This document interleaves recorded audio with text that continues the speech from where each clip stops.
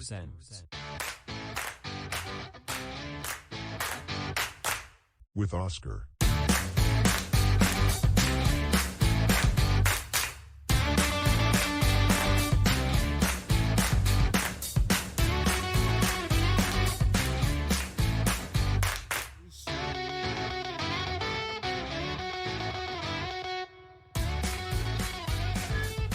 Well, welcome once again to our 2 cents.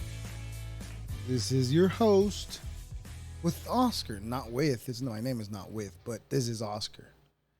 I always tend to mess up somewhere along the line. See, like I promised myself I wouldn't touch the microphone, and yet here I am doing it again. Forgive my rudeness. Well, anyways, happy Wednesday. It is the 11th of August. What a ride it's been, right? The whole year has just been a bunch of hills and valleys. And if we want to go with stock market, is it? I don't even know what the lingo of the term. I don't even know what I'm trying to say. But anyways, we've had ups and downs. At the end of the day, it's just like anything. I guess you just got to hope for the best and expect the worst. Anyways, it is Happy National Global Kinetic Sand Day, whatever that means. Yeah, if you have some kinetic powers, if that's what that means, then good for you. And Happy National Sons and Daughters Day. How many days do we need for children? We have the day of kids. Is that a thing? That's a thing in Mexico. Dia de los Niños. They have that. Anyways, I guess kids are our future. Kids are the future, not ours. Anyways, Presidential Joke Day. Well, that's a joke. That's what we're living. Anyways, Raspberry Bomb Day. What's a bomb? And it's not bomb with an E, not without the E. Let's find out what that is. A National Raspberry Bombay, is that the Bombay Bomb Day, August 11th, recognize this tantalizing frozen dessert. Oh, a raspberry bomb creates a beautiful finale to any summer meal that deserves. Oh, damn, I can't even read. The dessert will be a centerpiece of a meal taste. A centerpiece of your meal and taste is delicious. I wonder what it has. At the bottom, it looks like it has some cookie type of thing. Oh, what's that? Breadcrumb. Is that what that whatever cheesecake is made out of? Whatever, that's what it looks like. The bottom part of it, and it's covered in some red. More than likely, I suspect it to be some corn syrup with some added flavors. I don't even know. I don't even know what we eat nowadays. I try to go, when I go to the liquor store and try to get something to drink, I try to go for the healthiest thing, but it's just, you don't even know what to get. But anyways, today we are going to have a conversation with a gentleman that believes we should all be preparing for. I guess it's what I said earlier. Hope for the best and expect the worst. A couple years ago, one would have thought that preparing for the apocalypse was a joke, and even I laughed about it. But now, like I've switched my thinking on that because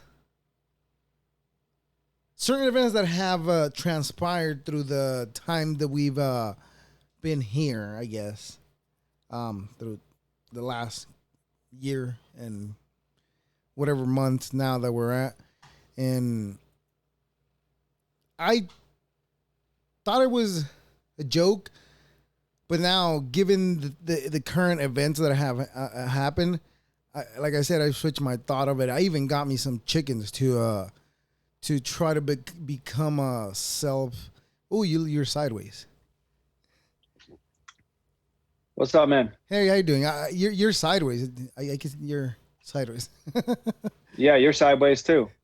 Let me see. Is there any way to fix that? Let me try something.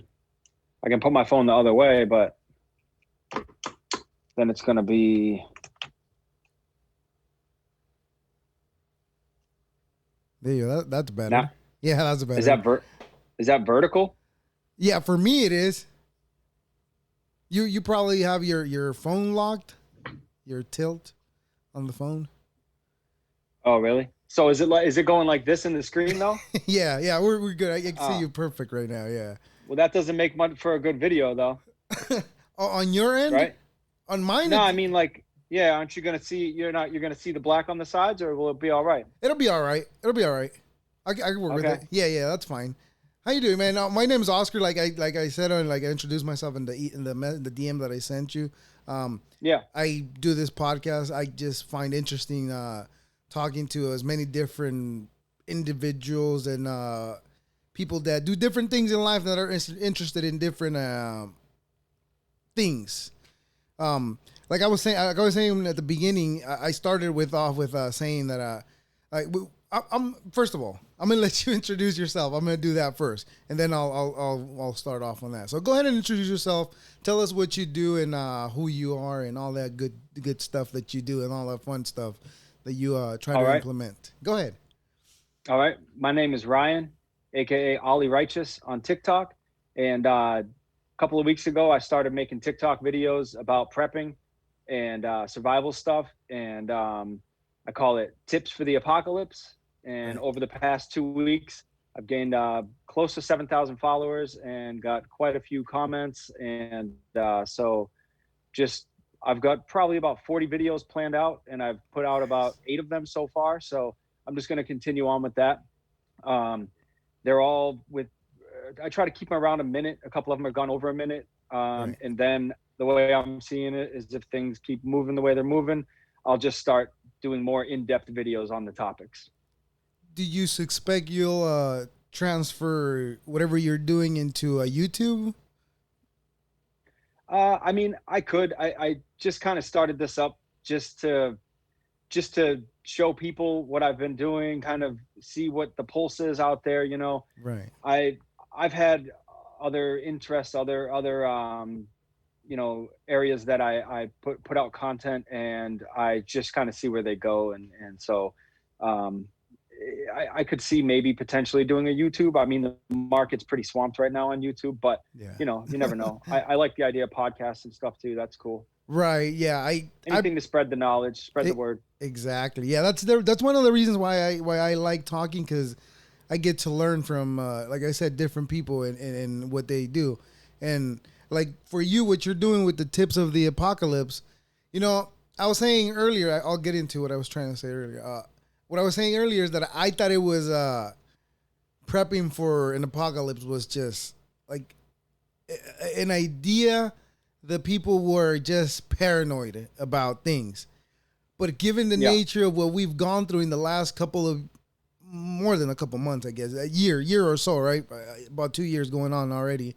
Um, yeah, it's made me think about it differently.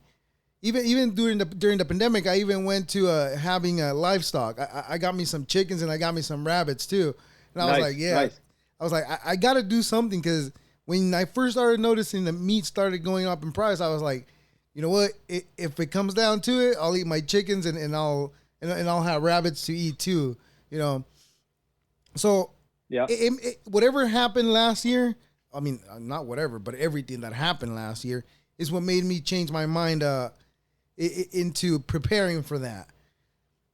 yep. I How hear you. how do you prepare? Well, let's first get into the tips. Like, what would be the tip that you recommend somebody that has no knowledge about prepping or anything of that? Like, what would you tell somebody? Like, okay, you could start with this. Yeah, well, I mean, I started my videos obviously off with liquor and alcohol, and that had a huge bang. But that's not in any particular order. I'm just throwing them out there. Right. So obviously, humans need water. So Definitely. water is number one. So I would say, have a good inventory of water, and also a way to filter water, and also a way to catch rainwater if you can in your area, and also be scouting out areas that you can get water from. So I mean, water would definitely be number one. And then number two would follow right in line, would be food, and so Right. there's different ways you can get food.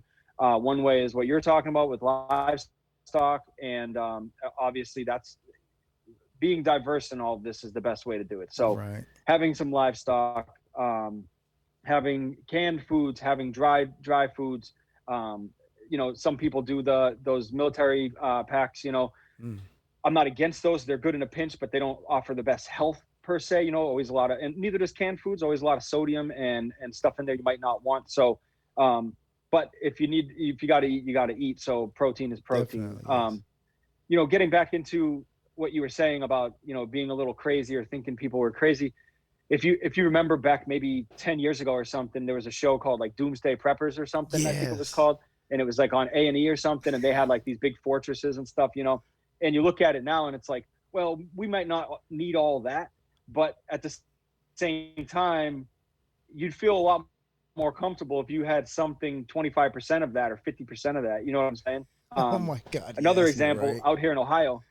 Well, yeah, out here in Ohio, we have not in my area, where I'm in more of an urban area, but there's a lot of Amish out here. Right. And, you know, growing up, at least in high school and everything, and in my 20s, we kind of, I don't want to say we made jokes or poked fun at them. We didn't understand them. We didn't get it. We just Of we just course. knew them as the community that didn't use electricity, and we thought it was odd. You're kids at the time. And yeah, yeah, but still, it seemed odd even into my adult years, but I didn't think quite much of it. Well, look at what just happened in the last 2 years, like you said. Who's prepared more than anybody? The Amish communities. Yeah. They make their own food, they make their own clothes, they make their own medicine for the most part. I mean, they do go to hospitals when they need to, but they have a lot of medicinal remedies and stuff. And so, I actually envy a lot of what they do now as I look into it more. But it's interesting how things can shift that quickly, and you can go from a conspiracy theorist to mainstream Yeah. in a year or two. Not to say that prepping is mainstream, but you're not looked at as crazy as 10 years ago. That's for sure. Well, a lot of those people that are involved in the prepping world, they are seemed as all right. You believe in this and all these conspiracies, but going into Yeah, conspiracies, like just let's stop for a moment and just think about the things that have came to light that that we thought that we thought it was just a conspiracy. Perfect example. Years ago, the conspiracy was that there was an island where the elite went to do God knows whatever money and power they have to do whatever they wish. Right? They went to that island to do yeah, whatever they did. Again, and it would seem like it was just a crazy idea. It was just a crazy conspiracy. What happens? What a couple years yeah, ago, Epstein Island comes to light, and yeah, I it's made me switch my way of looking at people who think about conspiracies. Now I'm just like, there might be something to it. But as like you're saying, yeah, that show 10 years ago, I watched that show. I was laughing at those people while watching that show. But yeah, now thinking back, I'm like, me comparing my situation to their situation, who was better prepared for this? Well, obviously them, you know. But yeah, it's not to say that I had a bad year because I was fortunate enough not to lose my job. So I kept my job through the whole thing. So I'm fortunate that way. And I'm grateful for it, because there's people that weren't and there's people that didn't want to either, There's all yeah. spectrums in there. But yeah, but back to the prepping. I was gonna ask you something. You mentioned something. The first thing would be water. What about a well? How safe would a well be? Well, that's a good question. That's a good idea. And I was just talking to one of my buddies about that, and he is looking at some ideas for like digging his own. Obviously, you know, there's some legalities around that.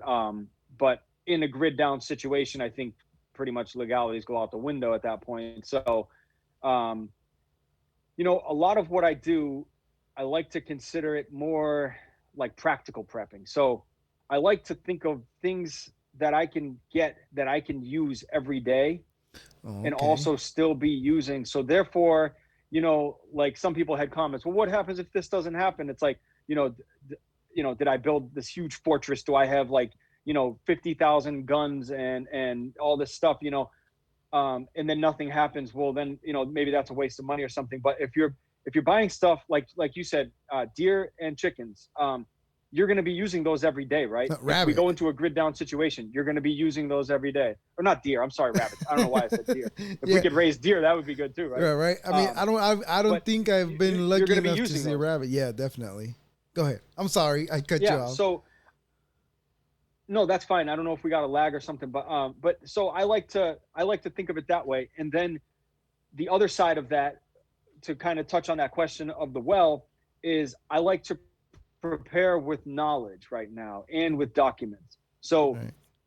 we're looking at blueprints for how to dig a well, right? I'm probably not going to dig a well right now. I live on city property. I don't think I can just do that. I could look into it, but I'm going to get the blueprints. I'm going to get the know-how. I'm going to figure out what equipment I need and see where it is I can get that, and then I can be prepared for this. So Mhm. it's kind of a mix between gathering goods, prepping, saving things, but also building knowledge and Right. getting books and things printed. I print out a lot of stuff off of Google, medicinal remedies, things like that, because the way I look at it is, if the grid goes down, we rely on Google so much. I don't know, or DuckDuckGo, whatever you use for your search engine. We rely on the internet.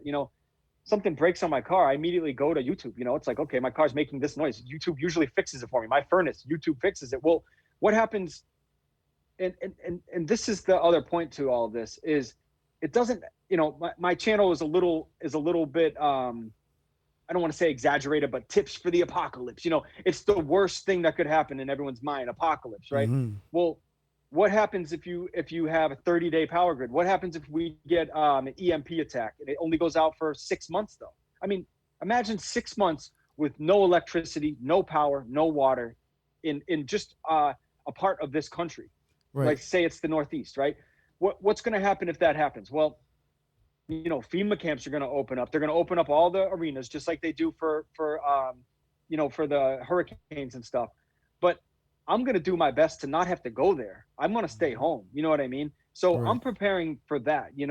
And so there's also all these cyber attacks, and to go to your point about things being conspiracy. 5 years ago, I was talking to my buddies and people I know about cyber attacks. What happens, and they're just like, oh, well, look at now. I mean, now the average citizen thinks that, and I don't know statistics, but I guarantee if we did a study, we got 5, 6, 7 out of 10 people would say that an attack from another country or domestic cyber attack could very well happen in this country and put out the grid Oh, in that's in possible. an area of the country. Yeah.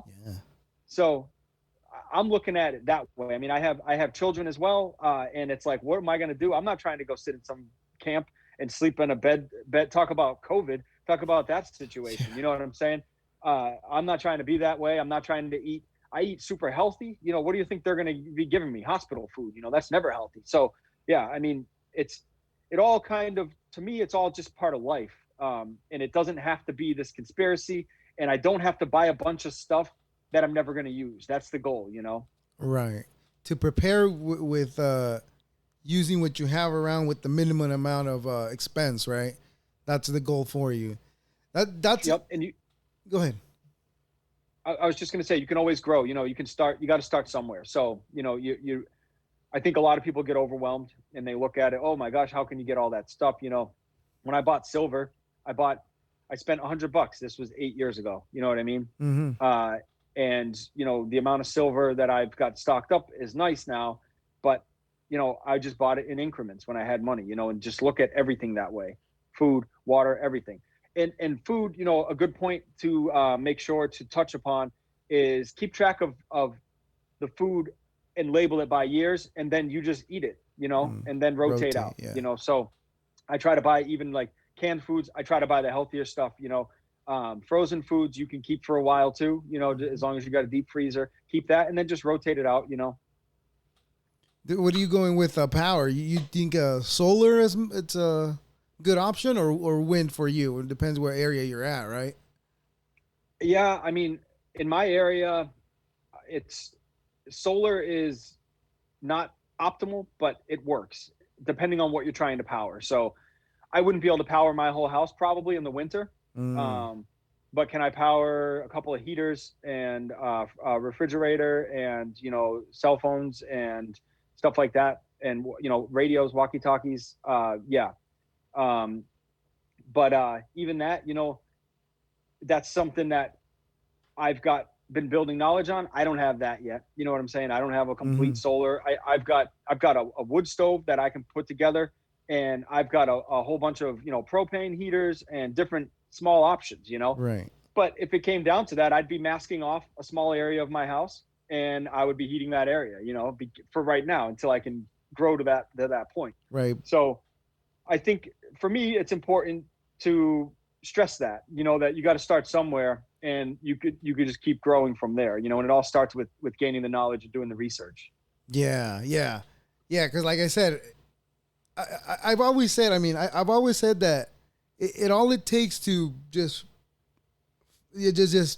fuck it all up is just a small solar flare. That's all it takes. And Yep. the power goes out. Let me tell you a little. It was crazy. 2 days ago, the power went out for I want to say 20 minutes. It's hot. I was going Yeah. crazy. Like I was like, why did the power go out? Just complaining all this and that. And I'm sitting here just thinking about what you're saying. If the power grid goes out for 6 months, I don't know how any of us would take it. Most of us are Yeah. not used to being uncomfortable. Most of us are just used to being comfortable all the time. And for us not to, at least most of us are not even prepared for any minor situation like that at all. We're all depending on the grid, that the grid will Yeah. always work. Yep. And obviously it's an old grid by now, right? As we know, and whatever change they make, it's just keeping it. Whatever they do, it's just probably just not maintaining it to the fullest. Because as you know, most cities do get blackouts, and who knows if that's, at least I don't know. I should say, who knows if that's from there not being enough power, or us using too much, and Yeah. but none of us are ready for it to all to go out overnight. None of us are ready. And there's No. a few amount of people, as we've seen like 10 years ago on that show, right? Those people might be ready for it, and Yeah. you might be Yep. ready for it too, of course, because you already are preparing yourself with the knowledge of it. Yeah. I mean, I'm not going to say I'll be as ready as the Doomsday Preppers on the TV show, that's for sure. But I will be someone who I can get people together. I can help organize and plan and figure out solutions based on my knowledge. And there's people have been lived off grid for almost all of mankind up until what 200 years ago or something. So Yeah, we're capable of doing it. You know what I mean? And I think people are a lot more resilient than we give ourselves credit for. But I do think that there'll be kind of a small amount of mayhem in the beginning. You know what I'm saying? Or at yeah, least chaos. You see it when you have, just power out for a couple of days or something. People start freaking out. And minutes. that brings me to another point that I see a lot, and especially unfortunately, I've been seeing it on this in my comments on the TikTok channel, and it's a little disappointing to see the amount of people who, and I don't know, it's TikTok, so a lot of them don't even have like profile pictures, and they have no content, and it's like, are they just trolling? I don't know, but there's a few conversations going on, and there are people. It seems like it's a thing, and there's a lot of people. Well, I'm just going to get guns, and then I'm going to take your stuff, and it's like, it's kind of funny. For on one hand, I think this: what makes you think somebody who goes to the extremes of prepping doesn't also have arms, for one, right? Right. But for two, what kind of, is that the kind of person you are? Like, are you really the kind of person who, when things go bad, instead of bringing people together and trying to unite people and making it good for everybody, you're going to be the one out there forming a little mini gang and trying to rob people and, like, rape and pillage. Like, come on, man. So Yeah. it's strange to me that I'm seeing these comments again. I hope it's people trolling, but my experience, with people and in the world, believe it or not, the world is overwhelmingly good. And I know it Yeah. seems, when we look at the news and we look at, it's like, oh, everything, people are bad, but overwhelmingly the world is good. People are good. People have good intentions, and people will share, and people will do their best to help people out. Now, I think it might be a little bit of confusion and chaos if we had, say, a solar flare or EMP attack or something like that, but it'll settle. You know what I mean? And I don't imagine people come running up with guns right away. If this goes on for years, sure, you're going to deal with stuff like that, but that's going to be the same thing as like in ISIS in an area where there's a power vacuum. That would happen in these if we had there's two definitions to apocalypse. So apocalypse, revelations, the world's over. And I think some people think that that's what I'm talking about too. Mm-hmm. Obviously, because I get a lot of, well, if the world's over, if it's the apocalypse, then what the hell do I need food for? It's like, well, the other definition is a catastrophic event causing great damage. So Right. that's what we're talking about today. And that's EMP Yeah. attack. That's Yeah. solar flare. That's, any sort of grid down situation, even infrastructure issue, or a nuclear bomb that happens, 2 states away and then creates the fallout here. Obviously then we're dealing with chemicals, then it's a little bit different. Fallout shelter, stuff like that. That's Yeah. something that's, you know, these are the things that you have to do in order. You know what I mean? If you No, start with a fallout shelter, it's going to be difficult. You know what I mean? Some people, they can start there, they're at the point where they can do that. Others aren't. But to do nothing because you can't do that, I think mm-hmm. is a mistake. And I guess that's a good point to get across. So I do what I can, and I just keep building upon it. I live my life every day. This isn't all I talk about. It's not my only thing. It's not like the only thing I do.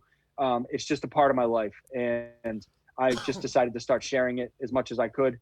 And I share it with all my friends all the time. We talk about it. And I just said, hey, why don't I put this on TikTok, see how they respond, Of course, yeah. I mean, by the growth you've had, it sounds like you've had a pretty positive response. Like you said, you get those comments on your videos, but you don't pay attention to those. Negativity is what I like to think of as what stop us, who are beginning, at least who are trying to be to take on this endeavor. They try to stop us to accomplish our goals. But the way I deal with the negative comments is this: I don't even, for the most part, I just try not to engage in the comments. There'll be times that I'll engage, but it's just to I guess to get a reaction for the most part.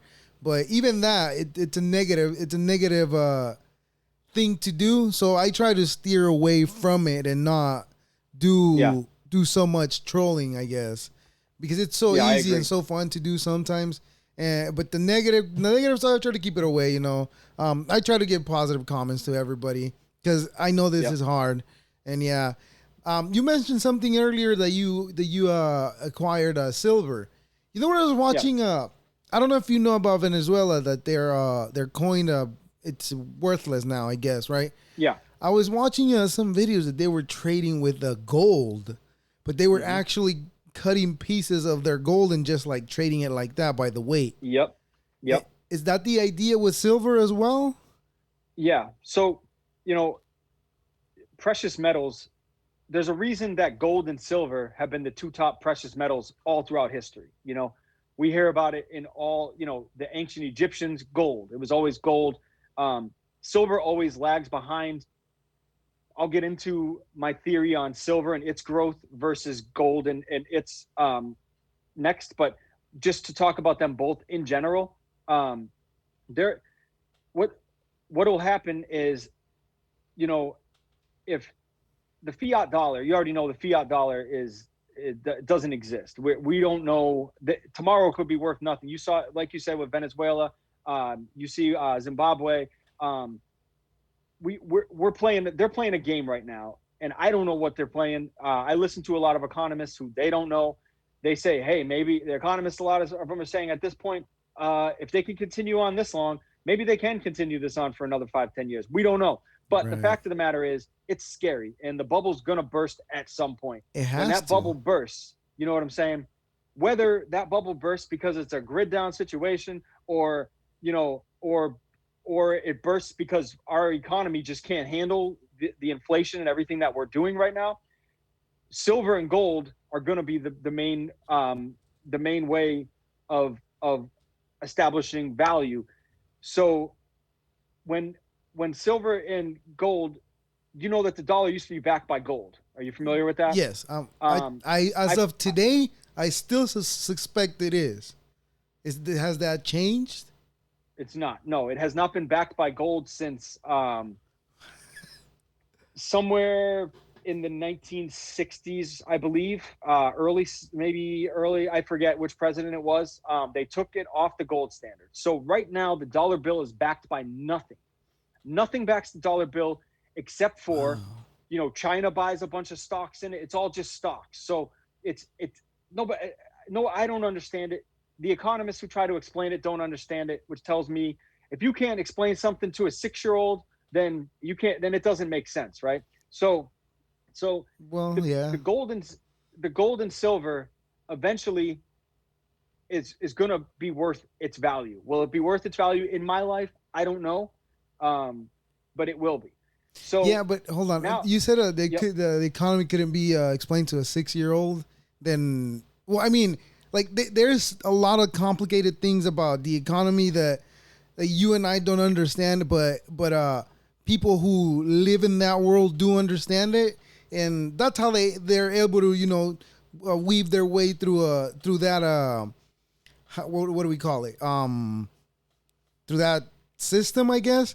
They're But able to get through there. But to say that if a 6-year-old doesn't understand it, that means it's understandable. I think it's way out there. it feels like an overstatement. But hear me out. So if I had a piece of gold right here, Right. and I told a 6-year-old, see this piece of gold right here, this is worth $20, and I showed them a $20 bill, Okay, I see what they you're would saying. say, oh, okay, so that size gold is worth $20, right? Now, all of a sudden, the Federal Reserve says, this $20 bill now is, because of whatever reason, we want to change interest rates, we want to change inflation, we want to change everything. This $20 bill is now the equivalent. So that $20 bill buys you what? A tank of gas at a certain point in time. Right. Now that $20 bill buys you a hot dog, right? Explain that. They can't explain that to me because they don't even know how to explain it, because they're just doing whatever they can to try to stay ahead of this. So they realize that this bubble will burst unless they keep playing the game. So they raise interest rates, they lower interest rates. There's nothing to explain. You can't explain it to a 6-year-old. You can't explain it to an economist. The economists don't get it because the fact of the matter is there's nothing to get. There's nothing Right. there. It makes no sense. I hope that made it make more sense, It or makes a little sense. elaborates on it. A little bit. I see what you're saying, but like I said, I think there is more to it. Now I know the inflation has a lot to do with how they move the money, but I wouldn't be able to explain inflation, and that's as far as I know. But economy, that's a whole dirty devil that Well, we have. look at Venezuela. Uh-huh. Venezuela still has a ton of oil, They right? do, yes. Why are they broke now? Because of sanctions, because they're not allowed to export it because no one's buying it, right? So Partly, yes. they well, and obviously corruption. Of But course. what happens is, therefore, their dollar tanked because they're it's not worth, nothing is worth any money. But the oil in itself, it should still be worth the same amount of money as any oil anywhere, right? Yeah. So what's the problem? The problem is that I don't, they're I don't not our allies. That's the problem, I think. well, exactly. So I mean, look, I'm not an economist. I don't Of fully course. understand the situation in Venezuela, and I don't fully understand why inflation and what happens in our country either. But what I do know is that when I spend a great deal of time researching these topics and I can't find an explanation that makes sense to me, and I'm no dummy, then there's no explanation that makes sense. So maybe saying if you can't explain, uh, quantum physics to a 6-year-old that it doesn't exist, that's an overstatement, right? But I guarantee you, Neil deGrasse Tyson could break down quantum physics in little parts that a 6-year-old could understand pieces of it. But I'm having a hard time finding economists breaking this thing down into little pieces that I can understand, if that makes any sense. So like, Yeah. that's where that statement comes from. Yes, a little bit of an overstatement, but fact of the matter is, there's something going on that we don't understand. Of course. And I don't think they understand. It's all that fine print that they put in every single document that they print where that makes it confusing, because I mean, I've never read any legal document, but we've seen when we sign up to this apps, right? To all these apps, the terms and conditions, you only see like the basic stuff, like in big letters. But where if you get into the tiny little portion of the small letters, that's where you start seeing like everything that you're giving up your rights to. And I think we should all know, I guess, that these politicians, that's what they do. They always put hidden things in all the documents that they put in, and it affects the economy and everything else. It's to me, the way I see it is, this is just the game that they're playing, and we either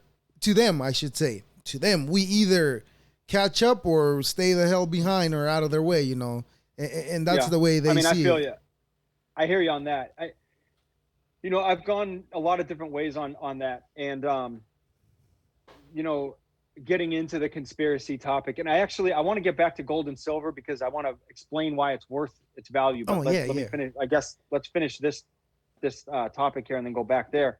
But like, when you look at like gold and silver, or I'm sorry, when you look at like, politics and world politics, and you think, a lot of people, they'll say, new world order, or like, there's 10 guys in a room, a cigar smoking room, planning everything out for us, Mr. Burns, I think that's excellent. Yes, I think that's a little bit amateur thinking. I think the way to really look at it is, sorry for my lights here. No worries. The way to really look at it is, all these people have agendas, right? Yeah, so they do. They all have. So you got like one small, because you can see how our political parties, even our inside of our parties, are now broken up. So you've got like a small part of a party, which is also part of the party, and then they're doing, hey, we need to push this. I'm not gonna, I don't want to get too far into like opinions of different politics, and I don't even want to throw out scenarios because I just don't want to go there. But of course, they believe this, we want this, we'll push this. They'll do whatever it is they can. And I honestly think a lot of these people's intentions are good. I think that they think what they're doing is good for whatever their reason for doing it is. But what happens is, all right, so me and you, Oscar, we decide, hey, let's have an agenda together, right? Let's start up a YouTube channel together, all right? We're going to join forces. We'll hit more people, right? And we're going to do it on the topic of rabbits and livestock, or deer and livestock. No, I'm just kidding. But now, if me and you go and we start that, right, our impact by doing that is going to be very small in comparison to two big politicians or two world leaders, to a leader of one country and another country. They get together, they make a decision that they might think is good, and then the trickle down effect affects hundreds of thousands of people, if not millions of people. And so a lot of times don't get me wrong, I do think there are some evil players out there. Mm-hmm. And I think that there's a lot of it is for money. And I think a lot of it is lobbying, and a lot of it is, a bunch of BS. But the point is that a lot of what's happening is because of these people. They're combining agendas, and they have a powerful influence, and so therefore that just trickles down and affects this many people. I mean, again, getting into exact circumstances, we could go there. I just don't know if that's for your show or if we want to right now. It doesn't matter. We could talk about it if you want. I mean, but you know what I'm saying. I mean, like, I hear you. Yes. you even look at, all right, so you look at Syria, for instance, right? Look at how many millions and millions of people that affected, right? Now, Yeah. I don't know that I can't find any good intention for what happened there. And I'm not going to go into what I actually think happened. Well, I will. I think what happened was, as you can see, there's a whole bunch of countries who weren't abiding by what what they should have been abiding Right. by. Air quotes. And what happened from there? Those countries slowly lost their leaders, right?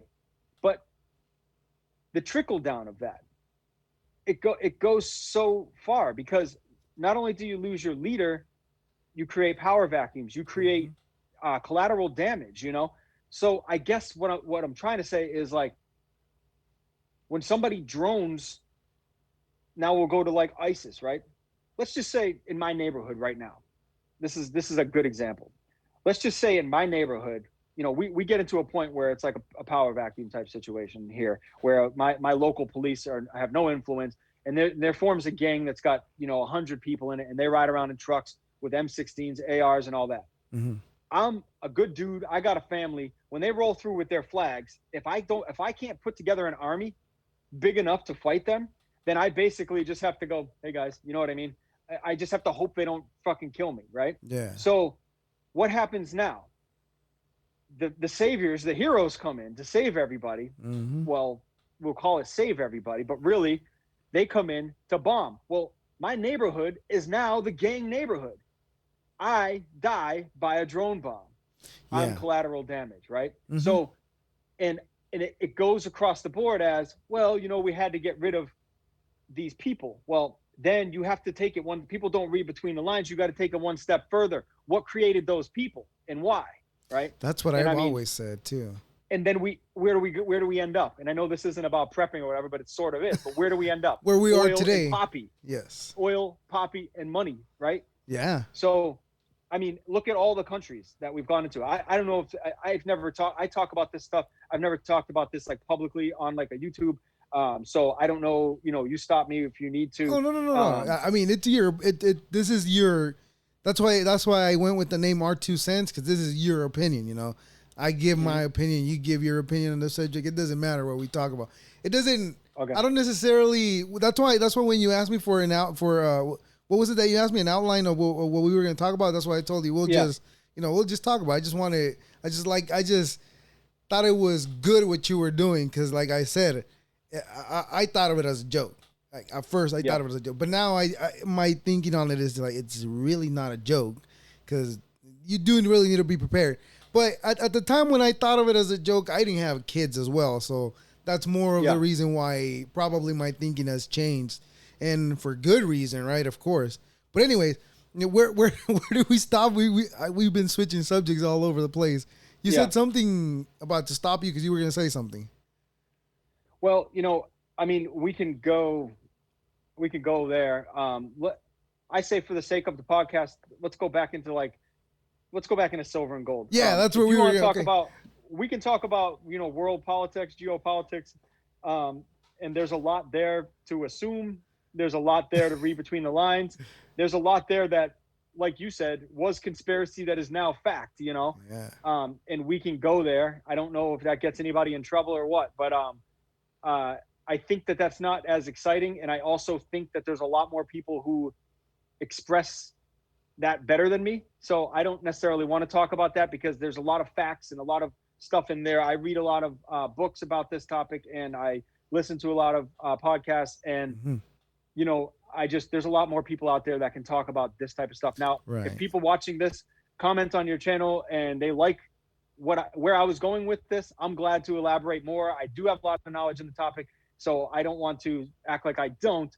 But I also, I do know that there's just I just don't know if I'm ready to enter the world with it right now. One step And I at a also time. don't know if I'm worried about the repercussions of it, uh, That's what because I'm telling you. it's heavy. Don't It's pay heavy. attention to the comments, man. Don't pay attention I'm to not it. worried about the comments, but I guess I don't know what I'm worried about then if not. But it's not the comments though. That's for sure. I know. Eh, I know.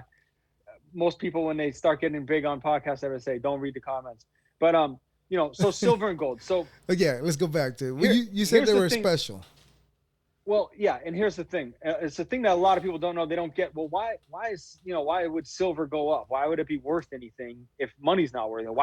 In other words, why would I want to trade you silver for 4 tires on a car? You know what I'm saying? Or I'd rather have tires. Well, here's the reason. Silver will always hold its value because it's used in electronics, and it's used in all kinds of stuff. It's got a lot of useful properties, and that's why silver has been valuable all throughout history. But so is gold too.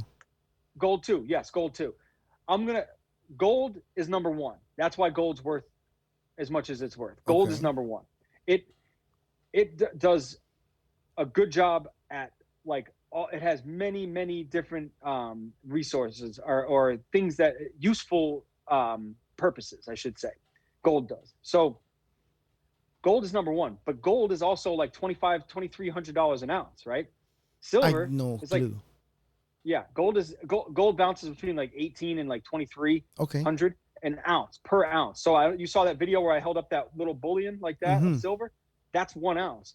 Oh, you're up there. My silver costs right now. Well, it's the value of it says it's 25, but you can't get it anywhere under 29.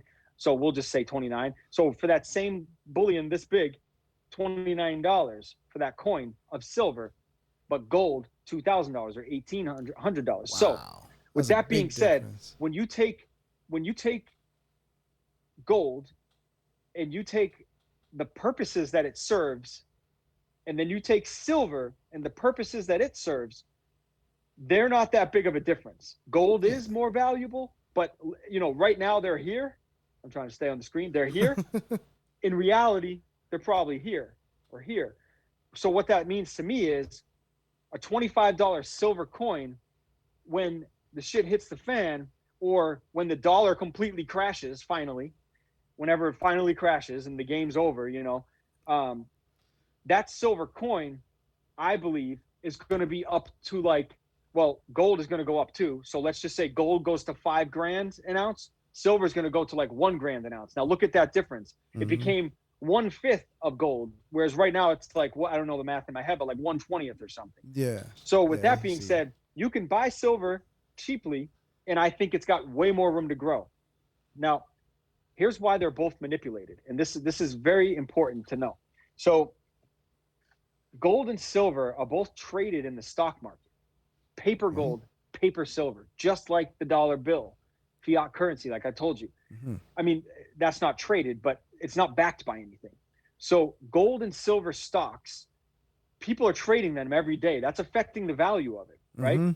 So they're trading at a value of, say, $25, and then they're selling and buying and selling, and it's going up and down incrementally. You know what I'm saying? Yeah.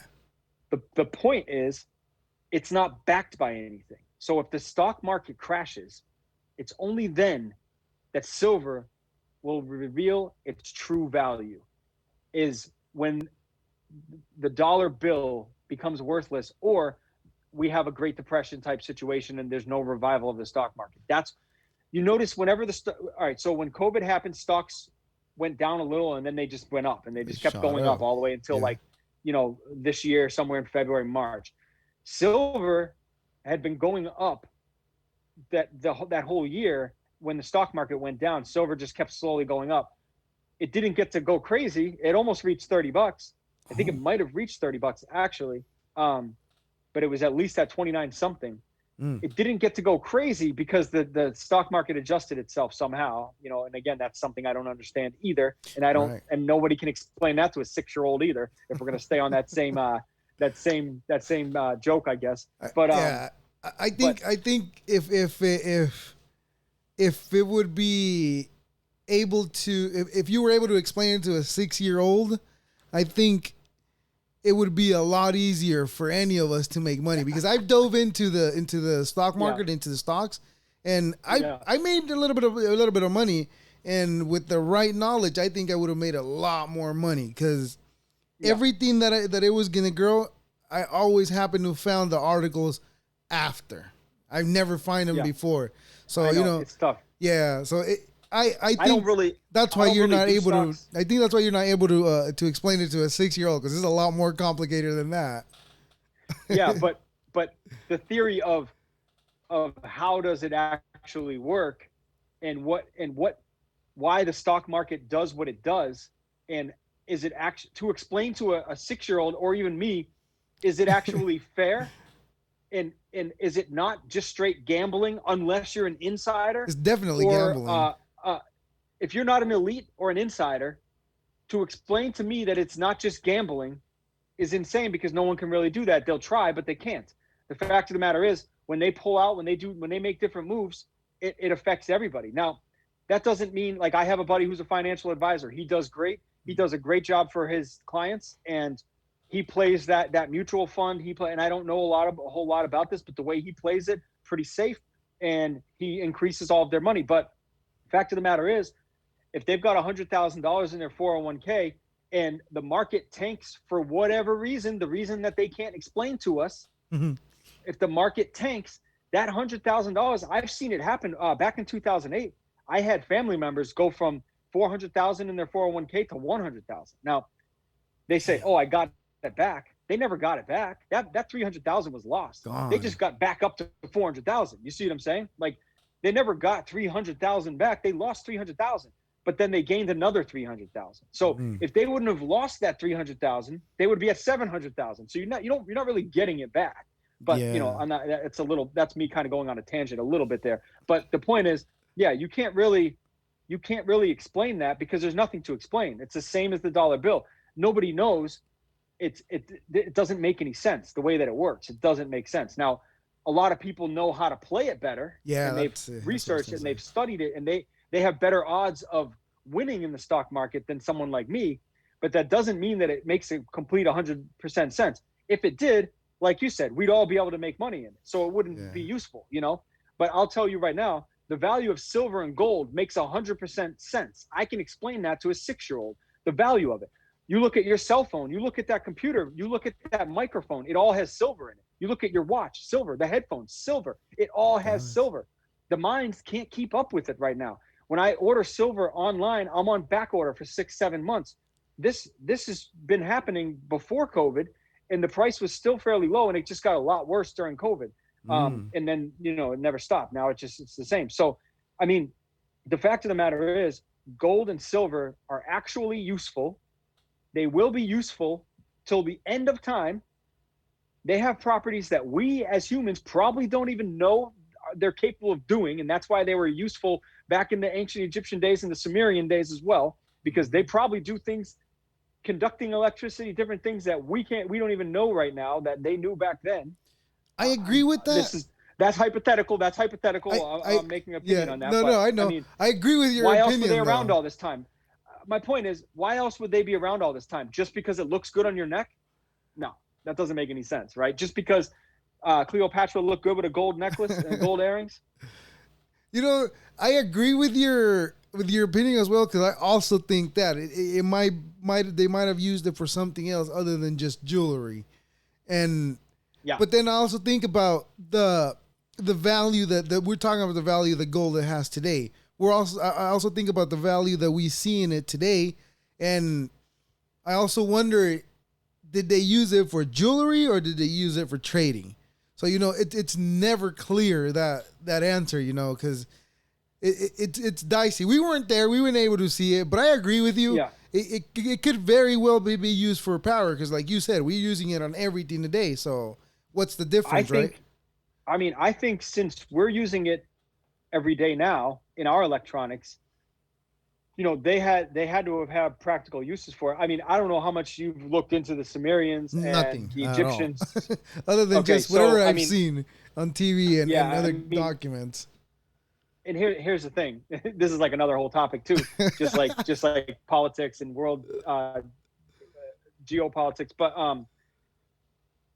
it's hard to find a lot of this stuff now on YouTube because they start censoring everything. Yeah.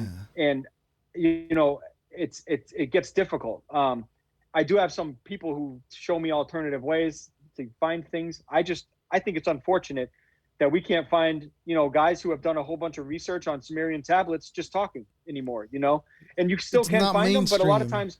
times it doesn't pop up in your algorithm like it used to. My Mm-hmm. algorithm used to be great. Now it's like now if I type in you know um, COVID-19 alternative, and I don't want to get into this topic, but alternative remedies. If I type that in on YouTube, I got MSNBC, CNN, Fox. Like, they're not talking about that. Yeah. They're talking about how crazy people are who aren't taking a vaccine or They're something. just making it look Whereas crazier. there's a bunch of doctors out there. What's that? They're just making it look crazier than what it actually is right now.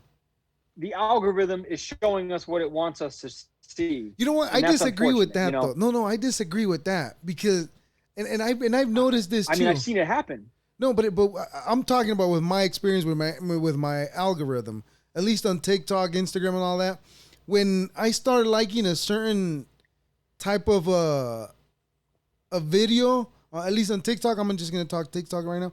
When I start liking a certain type of a video on TikTok, or I start spending more time on a certain type of video without even liking it or commenting or anything like that. When I spend more time watching the video, it starts giving me stuff about that.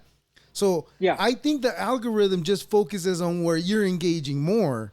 I don't think it's necessarily planned out to trick you into a way of thinking and anything like that. It just goes off what you engage more, I think. I mean, I don't know. I'm not. Yeah. Well, no, I agree with you on that. I don't necessarily think it's entirely like trying to. I don't think it's trying to trick us per se. I think that the algorithm is a powerful thing. They designed it to get themselves views. That's all they care about is views. Mm-hmm. I agree with that. Yes. They also want to keep themselves out of trouble, and all this misinformation stuff and all of the government coming down on Facebook and YouTube and Google about putting out misinformation is the problem. So now they're forcing themselves to have to censor certain things from the algorithm. So yes, there it is. Yes. I'm not saying that ancient Sumerian research is something they're necessarily, it's not a hot topic right now. They're not really worried about that right now. But at the same time, if I type that in, Ancient Aliens from History Channel comes up, right? Yeah. instead of videos that have, two guys talking about it that have more plays than that, right? Right. Because these guys are talking about controversial stuff. So, and that's just an example. This happens across the field. So that's why I said, if you Google a topic, they're not going to give you the fringe doctors talking about it, even if that fringe doctor has more views than the CNN news guys talking about it. They're giving you CNN and MSNBC. So because that's safe for them. So that's my point. That's what I'm trying to say about the algorithm. Right. Whatever you Google. But I do agree with you.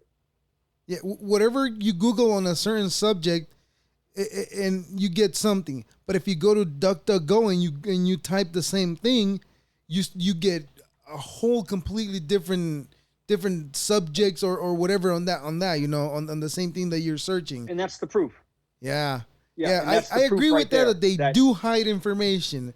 But as far as the algorithm, this is just my own opinion. Obviously, I'm no expert on that. I barely even know how to do the podcast and all this. I barely even learn, so I'm not an expert. But I think I see it more of the you do it to yourself.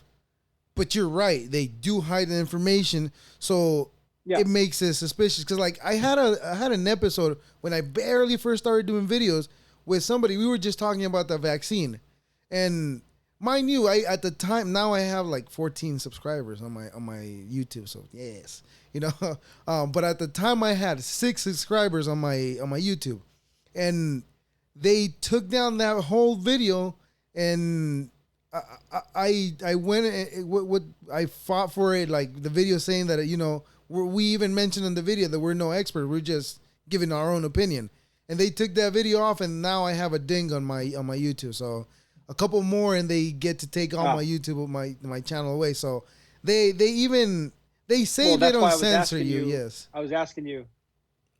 Yeah. That's why I was asking you, where I should go. I don't know what I should say, because the fact of the matter is you don't know what, we're just talking, what I'm saying? So course. Like we're talking, we are giving our opinions, and if people like that, then they can listen to it, and then they can spread the same thing. If they don't, they might like part of it. They might not, we're not, I mean, it's crazy. It's crazy to me, dude. Like the fact that everybody says, science is ever changing. So like, how can we Yeah. censor science right now when science is ever changing? I mean, if you went back, I don't even know how to find a good example. I mean, I guess a bad example, a bad example is to go back to the year 1400 and talk to the Europeans and have somebody up there saying, "Hey guys," standing up on top of a building, I'm trying to tell all you guys, the earth is not flat. The earth is round. We can ride a boat all the way around it. And they'd be like, "What are you talking about? Science proves that it's flat," And it's like their science at that time, that's all they knew. Well, the Europeans only Right. knew that. Obviously, the Egyptians, Sumerians, and the Mayans, they all knew that. They knew that we had a solar system because they, for some reason, were way more highly advanced than the Europeans. But anyway, Oh, it's ever speaking of the changing, European, like well, gravity. you know what I just remembered? I'm sorry, Yeah, I just remembered something. no, go ahead. Do you know anything about the Library of Alexandria? Mm-mm. You never heard of that? Okay, so No. the Library of Alexandria apparently was where all the knowledge of the technology of the time, apparently that's where they had it. And when the Romans came into the docks of that where the library was, they burnt the docks, so the library caught on fire, and all the knowledge was gone because all the books of all the knowledge was in there, technologies, and they think that the way the pyramids and what the pyramids were for, they were in that library, and all those documents got lost. I don't know. I just thought of that, and I Oh wanted wow. to share it with you. Yeah. I don't know if you've heard No, anything that's cool. about I'll it. look into that. Yeah, it's called the No, Library I of haven't. I'll look Alexandria. into that. Okay, so and when I go on YouTube and I type in the Library of Alexandria, I'll probably get like a, you know, a Vice News video or like a video from like MSNBC or something. Or the I'll have History to Channel, yeah. search. I'll have to search for like something that's actually some experts about it, or look for like Mm. podcasts on it. I'm partly making a joke there about the way that the algorithm would show, but things are getting harder to search, and I do agree with you that the algorithm is favoring what you favor. So if you watch videos, if you're fascinated with watching videos about the virus, then every time you go on there, you're going to get videos about the virus.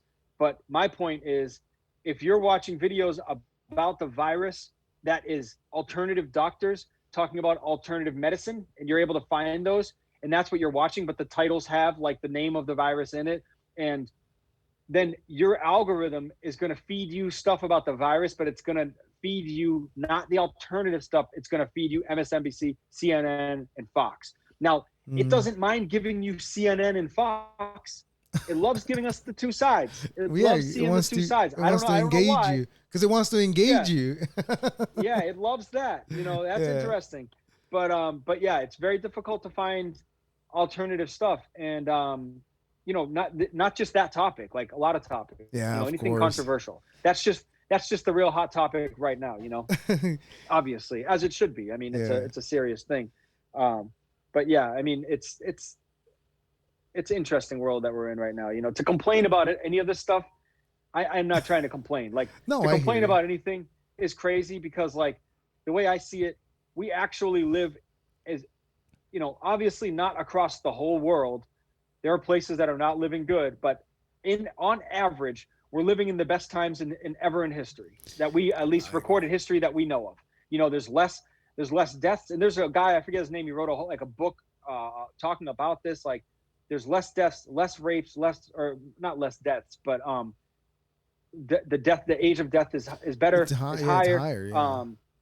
Uh, less murders, rapes, everything. Like, wars are less, even though it seems to us it's not. It seems like we're living in the middle of the end of the world. It's actually better than it's ever been in history. Again, Yeah, some I people might agree. say, well, not in my neighborhood, and I'm just talking statistically overall. So I mean, poor people have cell phones and can talk across the whole world. At least in the United States, Well, we no, do. So Here's the other thing. Poor people are fat. When has that ever mm, been in history? that's to me, that is the most ironic. Okay, we kind of have to separate some other countries here when talking about this, because I don't want to come across as a jerk. Separate some countries who literally do have food problems and stuff, Yeah, I agree. and Yeah, famines. But when we're talking about America, and for the most part South America, and pretty much the Americas and Canada and stuff, and probably Europe, and a lot of the world, um, we have the high, we have so many obese people. Yet, yeah, how are you poor?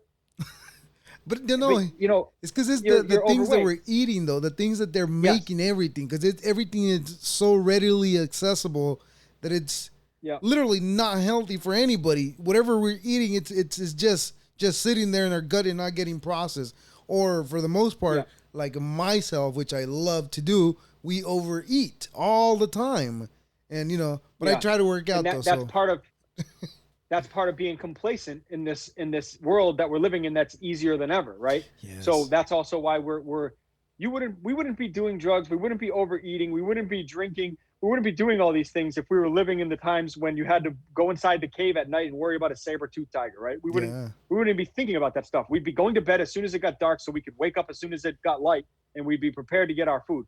Obviously I don't want to go back to those times, but back to your point about food. And just so I can elaborate my position on that, I started saying, how are poor people overweight? I understand how, and I actually I understand this pretty thoroughly, and I'm not blaming people. So there's a big issue in our country with what's called food deserts, and I don't know if you ever heard of that, but no, in places, so in places like in impoverished neighborhoods, typically what happens is you have people who have less opportunity. They are less opportunity to have a car, less opportunity to drive. You know, they are, so they don't have a grocery store necessarily close, and if they do, it's usually a drive away. That's pretty much most of the United States anyway.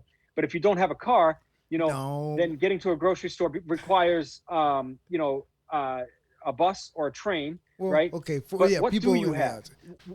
Yeah, me But what personally, do you have I in got those so many. neighborhoods? Yeah, No, I no, got no. I'm so saying many. when you're in an impoverished neighborhood, Yeah, yeah, yeah. when you're in an impoverished neighborhood, what do you have in your neighborhood? You Liquor don't, you might not have stores. a Walmart, but you definitely have a McDonald's. You have a convenience store that sells Twinkies, and you have a liquor store, Mm-hmm. and you have pizza shops and fried chicken, and you have all of these things that are unhealthy for you. And that's what you can get to. Now, I like a lot of cities. What they've been doing is doing these urban farmers markets, and that's really cool. Um, Mm-hmm. but think about other places in the world, and I'm going to point towards. Look, I know you've seen like Anthony Bourdain's show and stuff, Parts Unknown, where he goes across the world and eats food at different places. He used to do that show. Have you ever seen that? No, but I'm familiar with it though. I didn't see Okay, the show, but I'm well, familiar with it. it's a good visual for anybody listening, because when you go to these countries, and I don't know the names of them. I mean, he's been everywhere, Cambodia, all these countries. Um, they in every neighborhood they have markets. You wake up in the morning and you go to the market. For the most part, they wake up, they go down to the market, they grab their food for the day, and they come back up to their house and they cook it fresh as can be. The farmers and the fishermen and the butchers and everything, they prepared that food for you last night or this morning. Not 7 days ago on a truck to your neighborhood. So it's interesting. You look at a lot of these countries, these people are, well, they're getting infiltrated now with American diet, so They it's are. messing them up. But up until the last 5-10 years, these people were while we were getting worse, they were staying the same, and they still do well. I have a friend in Malaysia who's from Malaysia, and he's got McDonald's there, but he eats a lot of fish, he eats a lot of rice and vegetables, and he gets it all from the market. He goes down there in the morning. I mean, it might not be every day. It's not like, I'm not trying to paint this to be like some third world thing. Like they have cell phones. They have, like, but Yeah, they still get their food like regularly from fresh. that's what And we're we in missing. America, we don't have that. Yeah. So you live in America, you live in one of these food deserts, and I'm sorry, I'm going on for a while, and I know you were gonna say about you and what you have in your area, but if you live in one of these areas, if you don't have a car, then you gotta, and you have kids and no one to watch your kids, you got to get on a train or get on a bus and go to somewhere with a full shopping cart. Like me, I live close to a grocery store. Yeah, I can me fill as up a well. shopping cart, put it in the back seat of my car, get to my house, empty it out in my house, and then empty out the bags in my fridge and everything. It's nothing. It's nothing for me. But I have those things, you know, Yeah. and so, you know, and this goes into like when people want to talk about privilege and stuff like that, and they want to say, oh, you know, pull yourself up by the bootstraps, you know. Well, you know, if you weren't born with boots, then you first got to get boots before you can tie your bootstraps. And Of that's a point that I course. always like to make, because we can help people that are in these situations Need the without boots. breaking ourselves. You know what I'm saying? Right. Anyway, sorry, a little bit of a rant there, but go ahead. No, it's great. No, I was gonna say that I'm fortunate enough because like that I as well have stores around me closed within like minutes, just to drive Yeah, distance and come back, and like you said, just have it readily accessible. But you know, that's the luxury that we have, and we're fortunate enough to be in a place where we have that accessibility that a lot of us are complacent, so complacent that we overdo it, and even you know even those things that are full of starch and corn syrup and all that, even those things in moderation, I don't think they would be as bad as they've gotten, but it's just mainly our fault because our fault because we have it so good. I think yeah, you know. Besides of and aside from all the problems the internally we have, I think we have it very very good compared to yeah, other places. for sure, for sure. And I think, you know, our conversations just keep kind of segueing, you know, but America is, we're in a bad place right now, ideologically.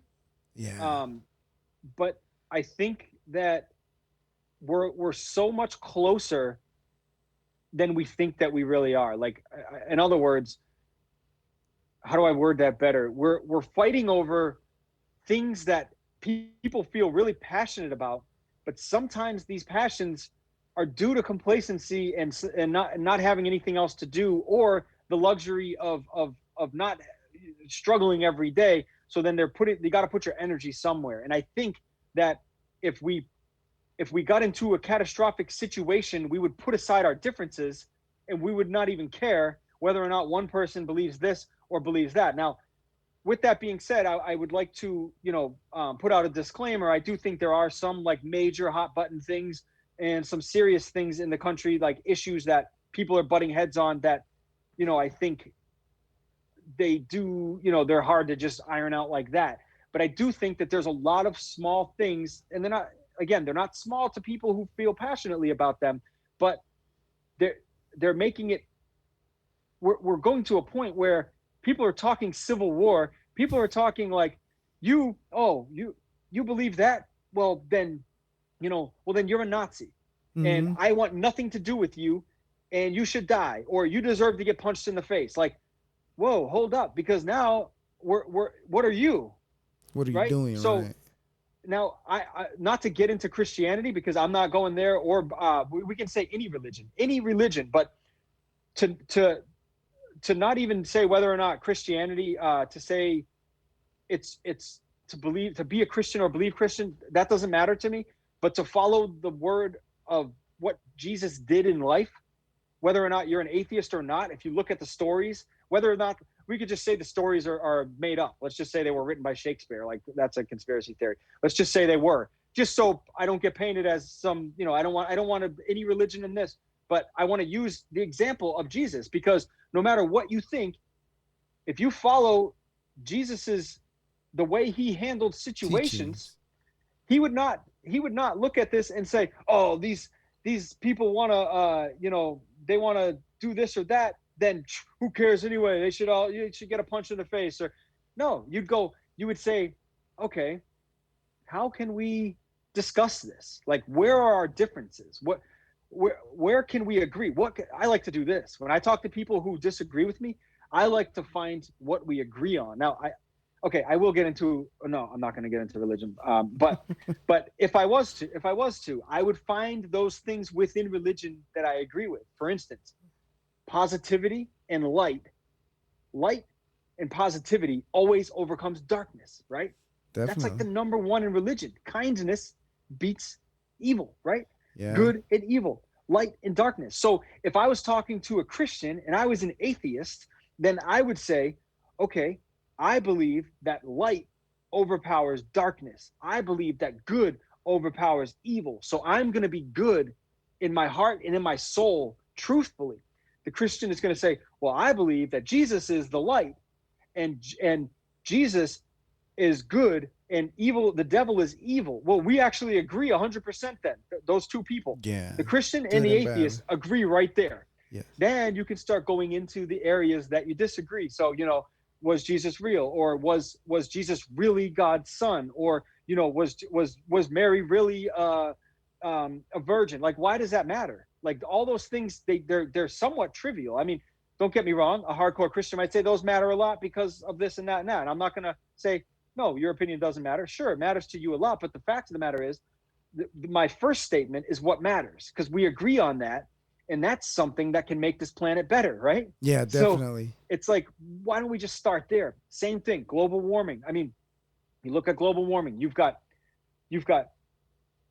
oh, well, this is happening because we're doing this, or this is happening either because we're doing this, or it doesn't matter, it's happening. Yeah. So What let's can we do to approach it fix and it? let's, what's that? What can we do to fix it, or to at Yes, least make it less impactable on us? yes. And so we can argue all day, about the what little things are hurting the planet, and how a semi truck is putting out more exhaust than a Toyota Camry, or but what matters is, collectively, what are we doing, and also what are we doing to prevent the damage that it's creating. So even if Right. you don't believe in it, what can we be doing to allocate funds? Because if you're the government right now and you're on the right, you're saying, global warming, we don't want to, because everyone It's just a people don't cycle. want you to believe in that. Right. Yeah, but actually, what's happening in Florida with all these hurricanes, whether or not it's global warming, when they say it's a once in 100-year storm, but it happens once every 2 or 3 years, it's now officially a once every 3 year storm. I'm sorry, and I It's live up here in changed Ohio. drastically. But I'm not even in a flood zone, right? I can't even get flood insurance where I live. I've almost had a flood in my house, and I'm not talking like floods like we see on TV. I'm talking like my basement flooding, right? Oh, Where okay. there's water all outside my It's house, still and bad I have a though. sump pump, and it's pushing out water, and it's close. It was close. I had to buy an industrial sump pump. Point I'm trying to make is, that type of a storm, according to my insurance company, is a 1 in 100-year storm. It's happened It's happened twice last year in 2020, once this year, and once the year before, and once every year for the last like 5 years. So I'm like, sorry guys, that's a once in a year storm, How many right? times does it got to happen? Yeah. Now, this is actually a good example, because this is how I did it on a small scale. So I'm arguing with the insurance company, saying, no, this is not a once in 100-year storm. It happened once every year, right? And Mm-hmm. they're saying, no, it's once in 100. Now we're disagreeing about this. But what did I do? I resolved the problem on my end by getting a more expensive sump pump, and Yeah. fingers crossed, I've got it under control right now. I got some more work to do. I need to dig out a French drain, but I'm going to get to that hopefully next summer. But anyway, point being is yeah, it's like I don't even know where I was going to. Where I'm going with this is, I know exactly where I'm going with this. Let's find, in any disagreement, let's find the points that we agree on first. Let's start there. You And know I what the think, problem is right there? Is that we don't understand each other, and we don't do what we're doing right now, talking to each other. All mm-hmm, we do is yell, yeah, oh, I'm right, well, you're wrong, and then that's all that there is to it. what's And happening in Portland is sickening to me. I think I've had two panic attacks in my whole life, and one of them was back before Trump, like 2015. It was I was watching YouTube and Twitter, and they were rioting and fighting in Portland. I don't know if you've seen any of the stuff that goes on there, some of it, yeah, but just it crazy. was it was the right wing and the left wing, and I was watching live time videos of my fellow Americans in the streets yelling slurs and names, and calling each other racist, and calling each other everything you can think of, and then they're hitting each other with sticks, punching each other, fighting. We're, and I'm going, oh my gosh, this thing looks like it's going to infiltrate the whole country. And then came Trump, and and again, not to get too deep into this, into I don't have a political side, so I don't have to worry about getting deep into it. Like I don't there's no political party that I can align myself with, straight up. Like I just can't, and I'm not afraid to say that. Like I just can't, because it's all crazy to me. But anyway, Right. people people will blame Trump. Oh, this is all Trump's fault that this happened. It's like this storm was brewing. I was watching this happen in Portland before Trump. Trump is not the reason it happened. Trump didn't help it. Don't get me wrong. Yeah. He didn't help it, but he wasn't the reason. So No. we need to make sure we put things in perspective. He actually probably accelerated this thing and made it happen quicker, the divide, But it but it was was going to already happen happening. regardless. Yeah, it was It already was already happening. happening, Yeah. and it's scary, man. I was watching these videos, man, and I just got an overwhelming feeling of like, I don't know what you call it, and I started like breathing real heavy, and I went up into like the bedroom and woke my wife up. I was like, I don't know, I can't breathe, and I was like, and it was all because of, I was imagining the future of the United States if we cannot come together at least enough to not fucking hurt each other and kill each other. Of I was course. imagining that. And I'll tell you something, in the past 5, 6 years, I haven't seen us get any better, any closer. We're not, all we're doing is learning to, um, I guess, ignore each other better, you Yeah. know, Yeah, that's what we've done. and form our own groups better. That is It's, so unfortunate that we've done that, you know. I And know. with that being said, Ollie, I really, really appreciate your time. I'm running out of time over here. But I do want to get back with you and keep this conversation going, because there's so many subjects that we touched that like I always say, have no knowledge of, but I enjoy talking about them because I like learning your opinion about them. And we should definitely get back to do this again another time, for sure. Because like I said, I'm running out of time over here. But Okay. yeah, Well, so hey, and I won't go off on a tangent, but I want to get onto the topic of what we talked about in prepping. And you asked in the beginning, and I don't even think I finished the first question. right, Um, so yes, water, food, um, and heat and shelter, obviously, right? We probably heat have and shelter, but shelter. Yeah, heat. Um, and then um, I suggest seeds and growing your own food and livestock, like you said, because these are things that no matter what happens, unless we're in the middle of war, like you can live off grid by yourself, you know what I mean, on your own. And if it's you have those doable. things, you can do that. And so rainwater catchment is good, or having water filters. I stock up on water filters so I can get water, find water places, be able to filter it. And then the other thing is medicine and alternative medicine. So it's hard to find. It'll be hard to find medicine, and so if you have something like asthma or something, make sure you stock up on those, because if you can't find that, it could be, or you know, EpiPen, or even ibuprofen, or Mhm. even antibiotics. And I'm doing a video about antibiotics here soon, which just to, as a disclaimer, I'm not huge on antibiotics. I don't think we should. I think we overtake them, but Yeah, there's times when we need to take them, because that's the only thing that we have. Modern science is a good thing, and it works. So having that in your stock is good. And the last thing, wool and denim, I think is way underrated. Wool lasts almost freaking forever, and you can buy it in thrift stores all the time. hmm I buy it all the time in thrift stores, and I just buy all the wool sweaters and wool blankets I can find. I wash them when I get home. I lay them out in the sun. You got to wash them in like a bathtub. You know, don't want to put them in the washer and dryer. yeah. I lay them out in the sun, and then I just roll them up, put them in a bin, and I save them, because if it does get cold, wool is the best material to have. And then denim, because denim is just strong. You know, it's hard to rip. It's hmm good material, and people will always need good jeans. And then lastly, make sure you have yourself some good boots, some good work boots, some good waterproof boots, some good snow boots, and have that for your family as well. Those are all things that don't cost a fortune. You can get yourself as you're going. It doesn't require solar panels all over your roof. It Right. doesn't require, you know, it's just stuff you can start doing. So that's kind of like back to the prepping topic, that I actually have We'll a end with list of that these one. things. I wanted to talk about these things, and then we went off. Um, I hope that's okay for your No, channel and no, your no, no, no. subscribers. Don't worry about it. It was great. I loved the Okay. conversation. I enjoyed it. I I had enjoy fun. talking about this stuff. So if you want to do this again, let me know. And until then, I guess we'll be in contact. It was great to meet you, and thanks for having me on. Go ahead and plug your TikTok again, all your social medias again. Oh, okay, yeah. Check me out on TikTok. It's Ollierighteous. It's Ollie and righteous, Righteous. Ollierighteous. And I'm talking about well, the series is called Tips for the Apocalypse. And I just do short 1 minute videos about something that would be useful and beneficial in an apocalyptic situation.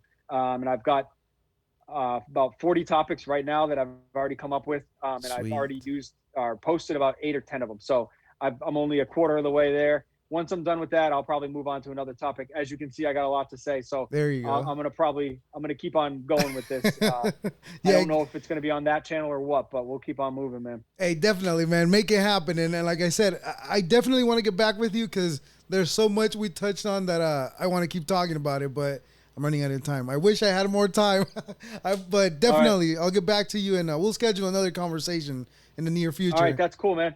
Thanks, Oscar. Thanks for having me on. It was my honor having you. Thank you very much for giving me the opportunity to having this conversation with you. You're welcome. Talk to you soon. Talk to you soon. Well, what did I say? How much fun did we have? How much fun was it? I have so much fun having these conversations, especially with people who have opinions of the such. I messed it up again. Sorry, I apologize.